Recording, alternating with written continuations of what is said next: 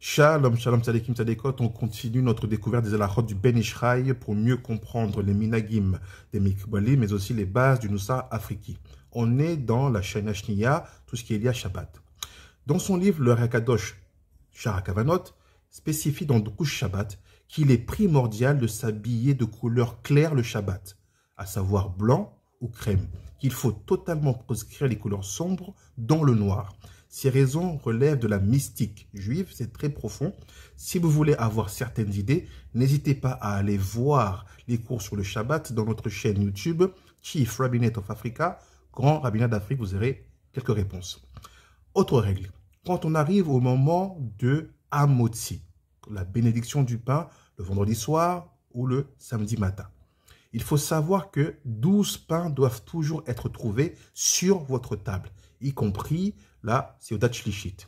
Mais j'insiste sur le repas du matin et du soir pour une raison spécifique. Car vous voyez sur la photo à côté, il y a 12 pains qui, au niveau des pains centraux, doivent former le Shem d'Akadosh Baruch Hu, Yud, Ke, Vav, Ke. Il y a un détail particulier à savoir sur le pain Yud. Ce pain-là est en fait l'un des pains que vous allez utiliser pour effectuer un hérouv vous-même, par vous-même, la veille de chaque Shabbat.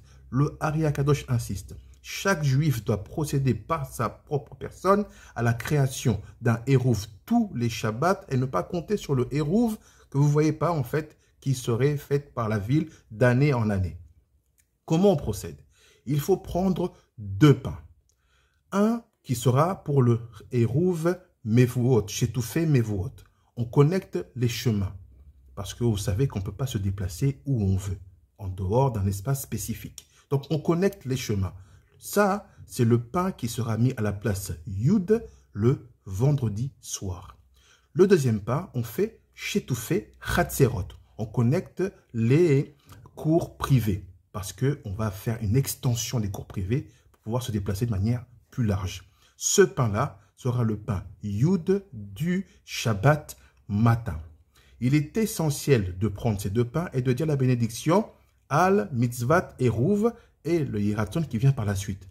Si vous ne le savez pas, n'hésitez pas à le demander en question. Ces 2 halachot sont essentiels et font vivre à chaque juif et à chaque juive un Shabbat d'une qualité spirituelle indéniable. Autre détail, le Hakadosh spécifie par la voix de son élève Rabbi Chaim Vital que en connectant les Chétoufé Mevuot et les Chétoufé Chatzerot, on n'a pas la même notion des limites de déplacement le Shabbat. Ça sera l'objet d'une autre vidéo. Merci.